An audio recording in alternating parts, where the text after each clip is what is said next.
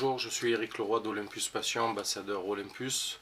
Donc je vais vous présenter, en tout cas faire un premier retour de terrain sur le Zuiko 825 F4 Pro, donc qui est sorti il y a quelques semaines. Donc je l'ai moi depuis un peu moins d'une dizaine de jours. J'ai fait quelques premières photos avec, et donc je voulais partager ces premières impressions. Donc le Zuiko, en fait, le 825 s'inscrit dans la lignée des objectifs légers et transportables comme on a pu le voir avec le 1245 F4 Pro. Le 825 est vraiment dans cette lignée d'optique là. Donc c'est une optique qui est très polyvalente grâce à cette amplitude de zoom.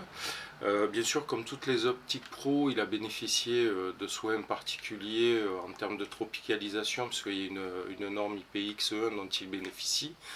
Il y a un traitement au niveau des verres, etc. pour traiter tous les défauts optiques que l'on pourrait avoir, tels que des aberrations chromatiques, des flares, des aberrations chromatiques, etc.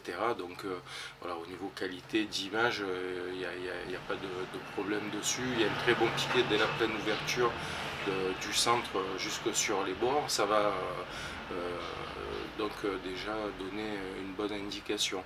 Alors, en termes de spécificité, on a une optique qui est vraiment très compacte, hein, elle fait 411 grammes en termes de poids. Au niveau compacité, c'est lorsqu'il est en mode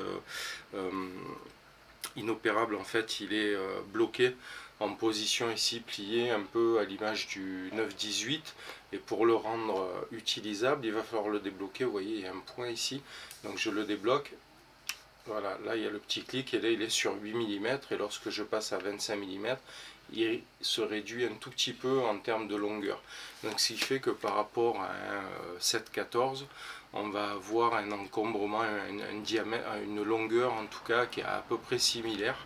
Et par contre au niveau du poids, il fait 140 grammes à peu près de moins que le 7-14. Ensuite, ce qu'on va avoir aussi par rapport au 714 notamment, c'est la possibilité d'utiliser des filtres vissants, donc d'un diamètre de 72, un peu comme on peut le faire sur un 1200, un 100-400 ou un 40-150. Donc ça évite d'avoir des supports de filtres, etc. C'est aussi plus abordable en termes de tarification, donc c'est un élément intéressant à prendre en compte. Donc du fait, on pourra utiliser des filtres variables en vidéo ou des filtres ND en photographie. Ce qu'il faut savoir par rapport à ces filtres, c'est qu'il faudra qu'ils aient une taille slim, hein. Il y a des filtres qui sont plus ou moins épais. Là, si vous mettez des filtres épais sur le 8-25, ça aura un effet de vignettage sur les images. Alors des fois c'est intéressant d'avoir du vignettage, mais encore faut-il le savoir et que ça soit volontaire. Bon, après ça pourra probablement se corriger, mais si vous devez acheter vos filtres, pensez à acheter des filtres slim plus que des filtres normaux. Voilà. Alors moi, ce que j'ai apprécié pour l'instant sur cette optique, c'est le fait d'avoir cette amplitude de zoom de 8 mm à 25 mm, c'est-à-dire un 16-50, ce qui donne beaucoup de polyvalence. Le fait qu'il y ait une ouverture de f4 ne m'a pas gêné, parce qu'en fait, je considère que cette optique, déjà, qui peut rester à demeure sur un boîtier, c'est une optique qui est destinée aux photos de pleine nature, alors paysage, en proxy photographie. Proxy photographie, d'ailleurs, il y a une mise à jour qui est sortie de manière à pouvoir utiliser le focus taking dessus. Cette mise à jour concerne la série des boîtiers EM1, hein, le X, le 3 et le 2, ainsi que le 5 Mark III. Voilà, donc photos de pleine nature, photos urbaines, street photographie, etc. Donc ça peut se résumer en photographie de voyage. Et justement, voilà, cette amplitude de zoom, ça va permettre de répondre à pas mal de situations. Donc le fait que ça soit du f4, en général, dans ces pratiques photographiques, on va fermer le diaphragme. Donc pour moi, c'est pas une gêne. Et je l'ai quand même utilisé en basse lumière lors des photos de concert, de quelques photos que vous verrez à la fin de la vidéo. Donc, et j'ai vraiment apprécié ce côté zoom en plus. C'est vrai que j'aurais pu prendre le 714 qui est plus orienté photo de basse lumière grâce à son ouverture de 2.8. Hein. D'ailleurs, si on doit choisir entre les deux, c'est peut-être un des éléments qu'il faudra prendre en compte. C'est le fait de se dire que le 714 2.8 il est plus orienté photo basse lumière que ne l'est le 8-25. Donc si vous avez comme moi, si vous faites assez peu de photos en basse lumière, finalement peut-être que le 8-25 serait un meilleur choix.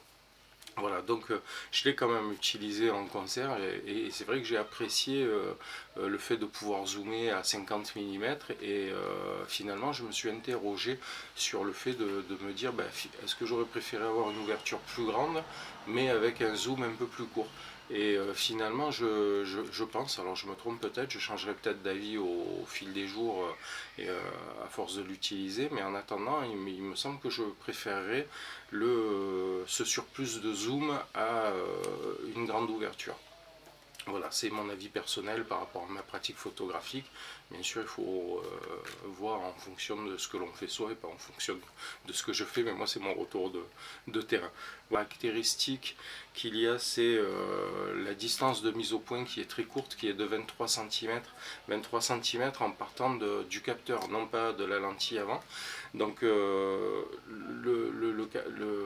rapport de grossissement à 8 mm est de 0,14 et à 25 mm il est de 0,25, donc ça donne aussi des possibilités assez intéressantes de prise de vue en proxy photographie. Encore une fois, il faut penser à faire la mise à jour pour bénéficier du focus taking. Autre chose qu'il y a, c'est que au niveau du traitement de la lentille avant, il y a un traitement à la fluorine qui va faciliter l'écoulement de l'eau. Donc quand vous êtes en conditions humides ou lorsque vous nettoyez tout simplement votre objectif, ça va faciliter le nettoyage et l'essuyage de l'humidité qui pourrait y avoir dessus. Voilà en gros ce que je pouvais vous dire moi de cette optique. Si je devais, voilà encore une fois, si j'avais pas mon 7-14 et qu'il me faille m'équiper en ultra grand angle, alors bien sûr on aurait le choix entre le 7-14, le 9-18, c'est deux objectifs, j'ai fait une vidéo il y a peu de temps à leur sujet, et donc on aurait le choix aussi entre le 8-25.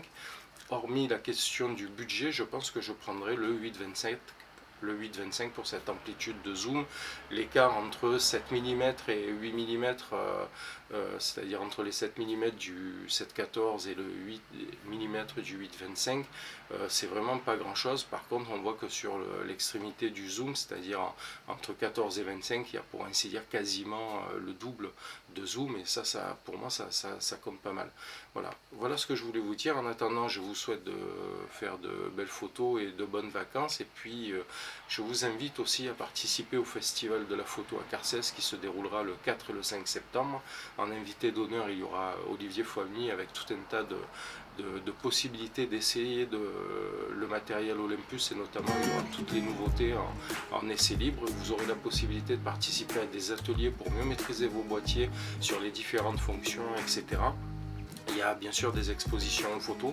Vous aurez la possibilité de rencontrer Thierry Bourque d'Olympus France et d'échanger avec lui à l'occasion d'un grand pique-nique auquel participera Olivier, etc. C'est quelque chose de très convivial où les échanges sont libres, et pendant le temps du pique-nique, on a la possibilité d'utiliser aussi le matériel photo. Il y aura une conférence par Olivier Foigny. Voilà, il y a plein de choses qui se dérouleront pendant ce festival. Ceux qui ont participé au premier festival en étaient très contents. Là, ça sera encore mieux.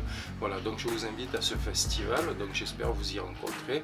En attendant, passez de bonnes vacances, je vous dis à très bientôt, merci, au revoir.